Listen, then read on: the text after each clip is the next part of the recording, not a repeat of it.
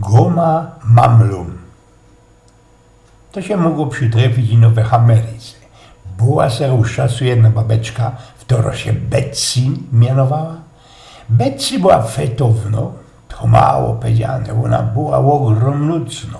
Żadna dieta, żaden mądrok, Zauberkunstler nie poradził u niej wspomóc, u niej hilfnąć.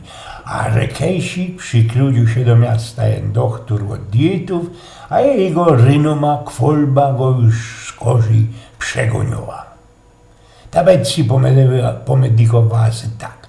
Teroski albo nigdy, przecież zoł, żaden nie mam nic do stracenia.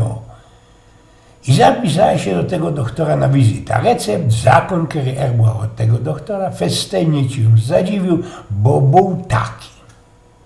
Mogą oni ćkać, co ino wam sztymuje, co ino oni chcą, wiele oni chcą i kej oni chcą. Nie ma żadnych szterongów, nie musicie się nic a nic wyjodle miarkować.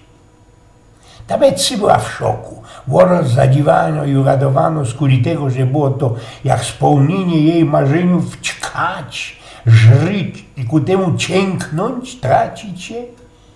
Był nalejno jeden warunek, który oziąbał łonej einsatz i górliwość. Trzeba było ganz einfach całkę jodło ćkać per rectum.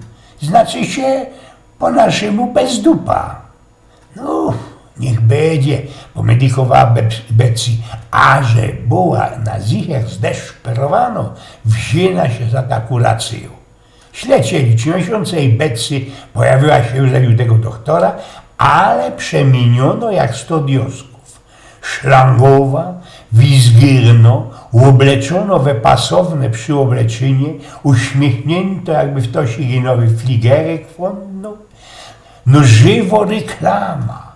Chudo ci była i że leginsy się na niej pokurczyli. Przycupła tak na zydelku, doktor zadał oni po pytaniów, pogratulował kłonie efektu, po poruch, ale minutkach merknął, przyfilował i że siedzi ona na tym stołecku zdziepko niespokojnie, zdziepko nerwis.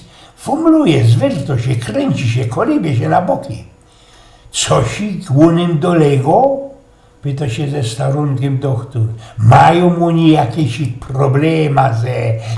Nie, bogać tam na isto nie, odpowiedziała Betsy i lachła się tak rajcownie.